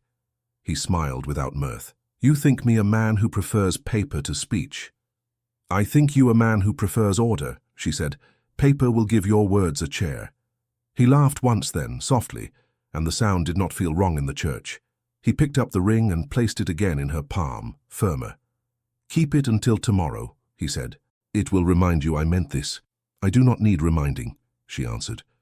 But she closed her fingers around it and knew she would touch it when the night tried to tell her a different tale. He stepped back, as if the air had told him to make room for something else. She watched his face settle into the set it would wear in daylight when people thought they could read him. She felt the same happen in her own body, the rearrangement of muscles when a person who has been on a narrow ledge decides which way to turn. "Miss Fletcher," he said, and she heard the rank and the man in the same breath. "Will you stand with the children at the front when they are called?" "Yes," she said, "if you call me." "I will call you," he said, and the line of his mouth made it true. They stood without speaking for a while, allowing the candle to do its small, brave work. The stone gave back the tiny sound of wax softening. Somewhere outside, a fox scolded the cold. The house slept in its many closets, and then turned over in its dream, as houses do. Mary looked down at the ring again. She thought of the men who had worn it.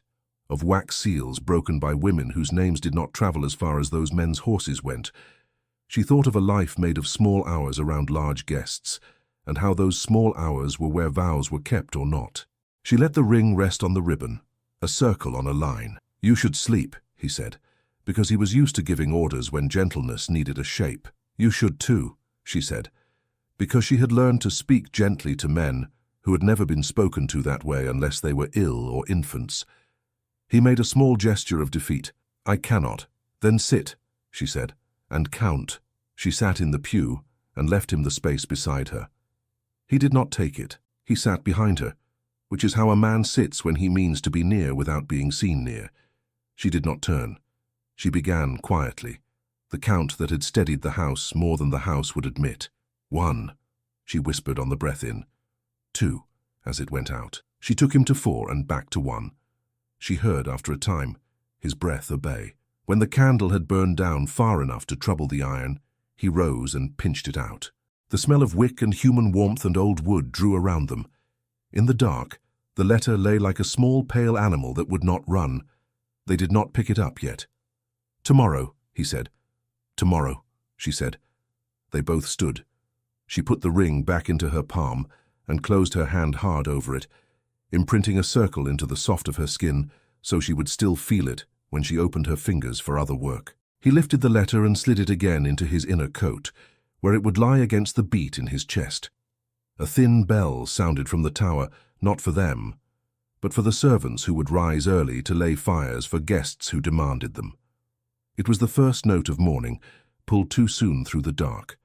Another bell answered from the stable yard, raw and practical, and then the house itself began to make its low, waking sounds, timber and pipes, and people remembering their tasks. They heard footsteps on the path outside. Voices, the cautious kind, that people use when they are important and early. The chapel doors creaked. Footsteps and voices swelled. The aristocracy was entering for the Thanksgiving Mass. The chapel filled as it always did on feast days, with people who had come to be seen giving thanks and a few who had come to give it. Breath plumed faintly in the cold. The candles Canon Albright had set earlier sent up steady flames that did their best to warm a stone built to be honest with chill. The twins stood in the front pew, Eliza's ribbons smoothed, James's hair refusing to obey anyone. Mary kept a small half-step behind them, where children can feel a hand without having to hold it. Honoria shimmered into a place that let her see the prince and be seen by everyone else. Aunt Beatrice planted herself where the light from the east window fell on her knitting, like a benediction on wool. Lord Ashcombe took a pew with a view, as men do who like to watch the path their words will travel. Canon Albright began with the psalm that speaks of mercy, as if mercy were a handprint in snow. His voice was an old leather glove, smooth with use, strong in the seams. Edmund knelt when kneeling was required, stood when standing was, and did both with a steadiness that told Mary he had chosen his hour. He turned once and lifted 2 fingers. No one saw him, or everyone pretended not to. It was the smallest call, and it was enough. Mary moved forward so that she stood beside the children, visible and ordinary. Honoria's fan rose, then lowered as if remembering itself in a holy place. Ashcombe's mouth composed itself into patience. When the psalm had breathed itself empty, Edmund did not wait for the canon's sermon. He stepped out from the pew and walked to the lectern. He did not look at the congregation first. He looked at his children. Then he faced the room. "My friends," he said, "my family. Before we give thanks for any increase, we must set right what has been put crooked. The late princess, whose absence we feel in every room, spoke to us in her lifetime and left words for this hour." He took from his inner coat pocket the folded paper. His hand was steady as he broke the wax that had waited years for this morning. He read. He read the mother's request with a voice that did not ornament and did not apologize. The phrases sat cleanly in the space. "Let Mary Fletcher, the daughter of the schoolmistress, and a woman with clean hands, guide them in prayer in the nursery and at the hour before sleep. Let the canon guard doctrine, and Edmund guard the world. Let a gentler voice keep their hearts from breaking." A ripple moved through the pews, the sort a field makes when wind goes over it, and each blade thinks itself a tree. The Beecham sisters glanced at each other and then down, guilty for nothing and embarrassed. Honoria's face held, Only a tightening at the corner of her mouth betrayed a calculation turning to ash. Ashcombe's fingers pressed once against the bench, then released. A man adjusting himself to a chair he had thought built for his shape. Canon Albright stepped forward, without being asked. "I witnessed the writing," he said. "I knew the mind that wrote it. I stand by it." Edmund nodded in thanks and laid the letter on the lectern where anyone with eyes could see the seal and the date and the witness's name. He reached then for the second paper and held it up so that its smallness would not hide its weight. "Kindness has been offered to this house," he said. "A pledge to the chapel and the school, upon a condition. That condition being the right to guide the instruction of my children by a hand chosen not by their mother or their father, or their canon, but by the giver. We are grateful for generosity. We cannot purchase it with our children's hour before sleep." He read the lines plainly. "Donation pledged by Lord Ashcombe. Condition guidance of heirs instruction. Amount 100 guineas per annum. To be considered." He set the slip beside the letter and looked at Ashcombe. He did not accuse. He did not hedge. "Ravenswood will honour humility over hunger for influence," he said. "We will take alms, but not leashes." A sound ran through the room, approval born of relief, disapproval born of thwarted appetite, and a quieter assent from people not used to hearing a man say a thing so simply. Ashcombe's mouth curved, as if he were listening to a child tell a story that would soon be corrected by adults. "Your Highness," he began, his tone not yet altering, "you mistake the nature of—" "I mistake less than you suppose," Edmund said, still calm. "What is proper will stand after truth is told. What is only convenient will not. Canon, please." Albright lifted his hand. "We will continue the service," he said, and then added, with a softness that struck more than any bark, "and we will do so with the children at peace in their places." Edmund turned to the twins. He did not move his lips in the customary way of parents telling children to be brave. He only inclined his head toward Mary. "James, Eliza, will you show our guests what your mother taught you?" James stood a fraction taller. Eliza's hand slid into Mary's without looking, then withdrew so she could fold them as she had been taught. They faced the front. Their voices, when they came, were small and clear, and not ashamed to be small. "Our Father," they said. Mary's whisper counted between their lines, not words, only the space that makes room for them. The room held still. Even the draughts behaved. The prayer rose up with the snow breath and hung in the beams, the way children's songs do when adults are reminded that they were children once. When they reached for ever and ever, the chapel seemed to have been waiting for it. Amen fell into the silence, as if a stone had been placed with care where a hole had been. Nothing dramatic happened. No window burst with light. Only Eliza's locket caught a candle's flame and returned it small and steady. Ashcombe did not object again. He was a man who knew when a room had turned. He bowed his head with a humility that fit him badly and resolved himself to a different corridor later. Honoria closed her fan as if it were a promise she would keep to herself. Aunt Beatrice wiped her eye with a scrap of linen and glared at anyone who might think to notice. Edmund lifted his face to the congregation. "We will give thanks now," he said, "for health and for home and for letters that love leaves behind when mouths can no longer speak. After the service, I will ask Miss Fletcher to remain in her place at my children's side, as she has been asked to do by their mother, and as I now ask her to do as their father." It would have been enough. He could have stopped there, and the house would have left with its story corrected. He did not stop. He looked at Mary as if the path he had found led only to this. "More," he said, and the word surprised him with how right it felt to say it aloud. "I would ask another thing. Not now, not in haste, but in the time a woman needs to decide what she will bind her life to. Miss Fletcher, if you can forgive my slowness and my mistakes, and if you can trust that I mean to hold this house to a braver standard than it has kept, will you consider being my wife?" He had not moved from the lectern. He did not reach for her. He did not make the request a spectacle. He asked as a man who knows that vows are work, and that work must be asked for without bargaining. Breath moved through the room with a sound like wind through dry grass. A few heads turned to look at Mary, as if surprise had made them children who had forgotten not to stare. Most eyes dropped, because people who value propriety are never so careful as when something true is spoken in front of them. Mary did not look at the faces. She looked at the children. James's chin lifted as if he had been told to stand straight and could not help showing the result. Eliza's eyes filled because 6-year-olds are terrible at keeping grown-up secrecy inside. Mary let her gaze travel then to Aunt Beatrice, who nodded once as if stitching had reached its corner and only needed a good tack. She looked at Canon Albright, whose mouth said wait and whose eyes said mercy. Lastly, she looked at the man who had read his wife's paper because he had the sense to be guided by the dead when the living are wrong. She lowered her head. Her voice, when it came, was for him and for the children and for the room in case the room needed it, but not for the gawkers in the back. "I will remain," she said. "I will keep the hours she asked me to keep. As for the other, I will consider what you ask me to consider, sir.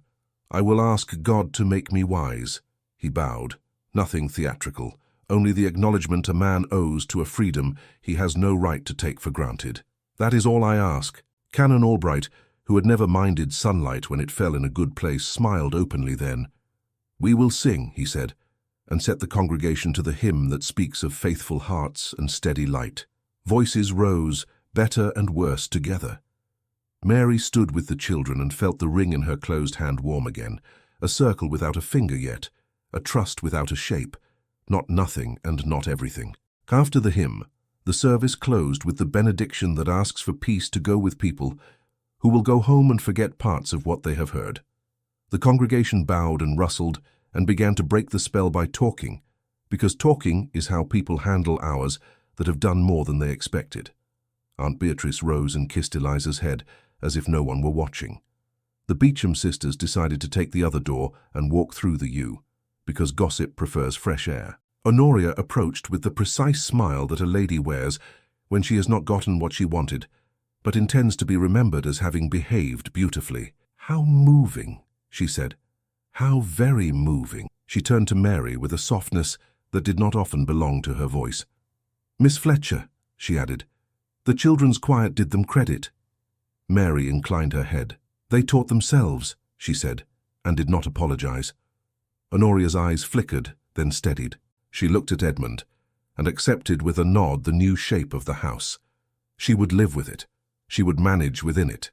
She would find good works to keep her hands occupied and her tongue from injury. Honoria was not a villain. She was a woman in love with the way things are. Today someone had shown her a different way. She did not like it. She did not fight it, not now.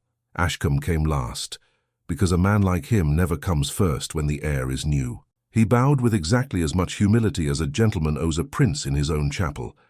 "Your Highness," he said. "Canon, Miss Fletcher." He turned the bow into a promise to be reasonable. "The diocese will be satisfied," he added, and if there was a stone under the flower of the sentence, he covered it with soil. "May the children thrive." "They will," Edmund said. Ashcombe's eye fell for a fraction on the papers at the lectern. He did not ask to see them. He had already read what mattered in the room's face. He turned and left, already folding this hour into a plan that would fail in smaller corridors than this one. The chapel began to empty. Boots on stone, silk on wood, a dozen conversations about weather born of people not knowing what else to say. The candles burned a little lower. The cold did not bite so sharply. Edmund came down from the lectern and stood with the children. He touched James's hair and Eliza's shoulder and let his hands drop. A man refusing to be sentimental when sentiment might undo the dignity he was trying to build for them. He looked at Mary and did not speak, because he had said enough, and she had answered enough, and some hours must be allowed to settle without being stirred again. Aunt Beatrice gathered her things, all flint and tenderness. "Lunch," she announced to no one in particular, which is how she announced things that saved families. "And afterward a walk. The air needs to learn the news story as well as the walls." Canon Albright blew out the candles near the rail and left those at the altar to burn to their ends. He touched the lectern once, a thanksgiving of the hand, and went to speak to a farmer about a calf in breach. Snow began outside as if it had been waiting for a sign. It came not in flurries that taunt and fade, but in a steady, thoughtful fall that covers without smothering. The coloured glass caught the white and made it tender. The children saw it and pressed to the door. Mary let them go and followed with the unhurried step that tells small bodies they have time. The prince stood a little apart and watched them, as if he were a man who has walked a long way and found at last a gate worth opening. He did not try the latch yet. He understood that gates must be opened in order, after one has thanked the field for being fenced and the neighbour for keeping his hedge clipped. In the quiet, after the last of the guests had gone out into the clean air, the chapel felt like a room that had been set back on its foundation after a slow tilt. Mary looked up once at the high beams and thought of the words that had been set under them. They would hold. She felt the ring warm in her palm and did not open her hand yet. She would later, when she put it somewhere sensible and safe. For now she held it as a token of a sentence spoken plainly on a winter morning. The house had heard it. So had she. They went out into the snow together, not in a procession, not in disorder, but as a family learning a new measure for its steps. The air was white and clean and quiet. The path to the door lay before them, ordinary and new. They married when winter had begun to loosen and the sea still held the colour of iron. The village church stood on a low rise beyond the dunes, its tower built stout against weather and gossip. Edmund chose it because it did not know how to be grand. Mary chose it because the door latch fit in a person's hand like a friend's fingers. They did not invite London.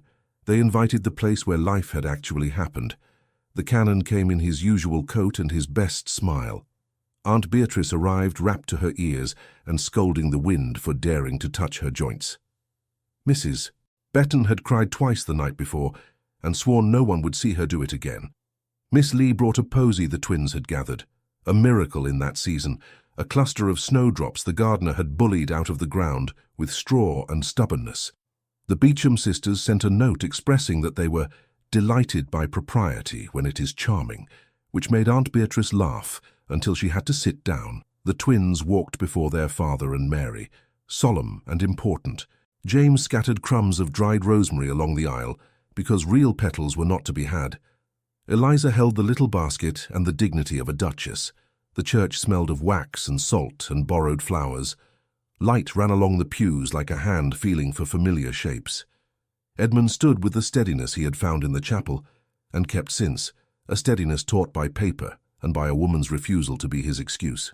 He wore no medals, only a simple coat that fit him as if it had been cut for the man he had become. Mary came on Aunt Beatrice's arm, the muslin she wore as plain as a prayer and as lovely. The only ornament was the ribbon at her waist, the exact blue of the nursery curtains. Eliza had insisted with both hands and all her heart. When Mary reached the step, Edmund did not reach out because they were being watched, and because self-control had become a kind of tenderness between them. He only looked at her as if processing a fact that pleased him beyond reason. She had arrived. The canon's voice filled the small space the way kindness fills a kitchen, without fuss and without hurry. "Love is stewardship," he said. "It is care taken and care received. It is not possession. It is the steady keeping of ours." He did not preach a long sermon. He spoke to two people who had already lived enough of one to know what the rest should say. Edmund took Mary's hand when the canon told him to. He had thought of this moment when sleep would not be bargained with. He had rehearsed a sentence and rejected 3. In the end, he said only what had cut a path between them. "Protocol is a fine coat," he said. "It is not a heart. I give you mine uncovered. I will guard you and the children and what is right in this house, with humility and without hiding behind you when courage is required." Mary's eyes shone and did not overflow. Her voice was steady, the voice that had put peace into 2 small chests on too many nights to count. "I will keep what you give me clean," she said. "I will guard you back. I will not let this house forget that small voices teach large truths. I will choose the simple rightness that does not make a spectacle of itself." The ring he placed on her finger had once stamped wax to make men behave. Edmund had taken the Ravenswood signet to the smith and asked for a band refashioned from its metal, the seal kept safe for paper and posterity, the circle worn where he could see it warm. The smith had obliged with a craftsman's pride and a lover's discretion. The band slid over Mary's knuckle and settled as if it had been waiting there all along. The weight surprised her. It was not heavy. It was present. The canon joined their hands with his own and blessed them with words that had soothed more frightened hearts than either of them would ever meet. He spoke the final sentence, and the sea made its own amen. Edmund leaned in and kissed Mary as a husband who has learned patience kisses his wife. Not too long, not too short, an acknowledgement of promise in front of eyes that would remember the truth of it later.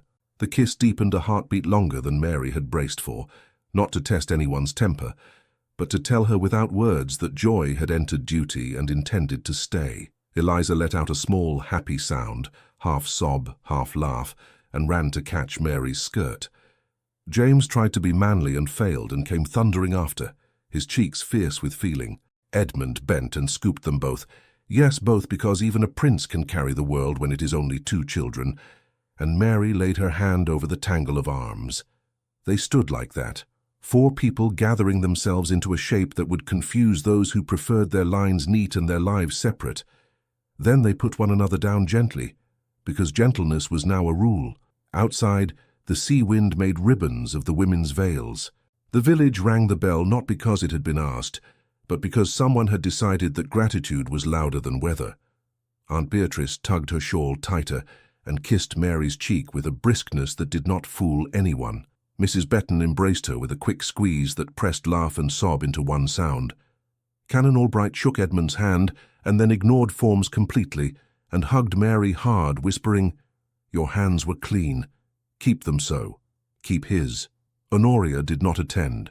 She sent a letter instead, folded neatly, and written with more honesty than most invitations had known. She wrote that she would remove herself to a house in Bath for a time, to organize relief for a foundling ward, with the same vigor she had once organized tables for supper. She added that she would return when she had learned a different way to be useful. Aunt Beatrice showed Mary the letter and did not add a single sharp remark. Some victories are softer in their edges than one expects. Ashcombe did not send anything. He had moved himself to other houses and other corridors. He was not finished with being himself. Men rarely are. But the diocese received no purse with its compliments, and the village school found a benefactress in a woman with clean hands and the prince's quiet backing. Sometimes influence learns to walk a new road without liking the stones. They celebrated in the simplest way possible. In the parlour at Ravenswood, the table held a round loaf, a pot of honey, a dish of butter that knew nothing of a banquet-height pyramid, and a roast that had been salted with good patience. The fire did the right thing. The children sat close enough to feel their parents' knees and far enough to feel important. Edmund carved with a soldier's economy. Mary spread honey on Eliza's bread and watched James concentrate on not spilling gravy with the attention adults rarely give anything but scandal. When dusk came, the snow began again, soft and deliberate. The house breathed. They took shawls and walked in the winter garden because Aunt Beatrice had declared that a married pair must let the air learn their new shape. The hedges held frost like lace. The chapel's small apse showed pale in the dim and seemed to nod at them as they passed. The children chased each other along the path and never ran too far. They had learned the measure of distance by watching people they loved lose and find it. In the quiet part of the garden where a low wall cut the wind, Edmund stopped and turned to Mary. No one watched them. No one would misunderstand what they did with their hands, and if someone did, that was no longer their business. He took her face between his palms, as if it were a book he had only just learned he could read aloud. She tipped her chin and met him. No count, no delay. The kiss came warm in cold air, a promise sealed on lips that had learned how to tell the truth and how to hold it when their mouths were shut. They drew apart with reluctance that did not apologize. He rested his forehead against hers. "I will fail again," he said, soft, because a man who has learned humility does not pretend otherwise. "But I will fail in the right direction. I will pull you back by the sleeve," she said. "And if I stumble, you will set me straight. The children will see us do it, and it will teach them more than any Latin lesson." He laughed and kissed her again because it seemed wrong not to be generous on such a day. Snow touched his hair and did not melt. Mary brushed it away with the back of her knuckles, and that small gesture undid him almost as much as the kiss had. Inside, evening gathered. They put the twins to bed with the measured count that had become family music. James fell asleep mid-number. Eliza insisted on reaching 4 and then surrendering. Mary laid the prayer book on the mantel because that is where it belonged, and because the sight of it there steadied the room in a way even fires cannot. Edmund stood behind her and slid his arms around her waist for the first time in a place that was theirs. She leaned back. The house did not mind. Houses reward people who do not lie in them. They sat together by the hearth when the children's breaths had settled. Edmund read aloud for the pleasure of his own voice, not to display his learning. Mary sewed a loose button because some symbols are not metaphors at all. They are practical, and that is their beauty. When he set the book aside, he took her hand and rubbed circles into the center of her palm, where the ring had left its soft mark that morning. He bent and kissed that little pale crescent. It felt like being blessed by something that had nothing to do with churches and everything to do with vows. Aunt Beatrice came to the door at some hour no person names and looked in, the way mothers do for the rest of their lives. She saw the two of them, his head tipped back, her hand on his shoulder, the prayer book on the mantel, and closed the door again, satisfied as a general who has counted her troops and found no one missing. Spring came into the garden one frost at a time. Ravenswood learned new paths for feet and for gossip. Honoria wrote of the foundling ward. Mary sent money in the prince's name and in her own, because she had been a foundling of a sort once, in a house with rooms too large to hold a girl's courage. The canon preached with the same worn-glove voice and married more people with more careful words. The twins grew and argued as if it were their profession, then apologized in a way that made the house keep forgiving humanity. The ring warmed to Mary's blood until it forgot it had once been cold. They went to the sea when summer made its case to the sky. The twins ran to the edge and let waves chase them. Edmund and Mary walked where the foam licked the shore and spoke like people who have worked already and will work more. He told her of a tenant's field. She told him of a child's fear. He told her of a petition that had wandered back without a signature. She told him of a prayer that had been learned without a word. He took her hand and held it differently, not like a promise that might be broken, but like a thing one keeps without having to grip. Now and then, in the evenings, Mary would open the princess's journals and read a page to herself, then close the book and lay it down with the care one gives to a quilt that holds too many memories to be washed often. She did not live in the past. She used it like a lamp when weather threatened. And when the house's talk grew heated, which it still did on most days that ended with Y, Edmund would take down the prayer book and set it on the mantel again, even if it already sat there, to remind everyone that the best things are simple and in plain sight, and that paper and prayer and clean hands build walls that keep out more than stone can. He would catch Mary's eye across a room and find it, and nod as if to himself. He had chosen truth over convenience one winter morning.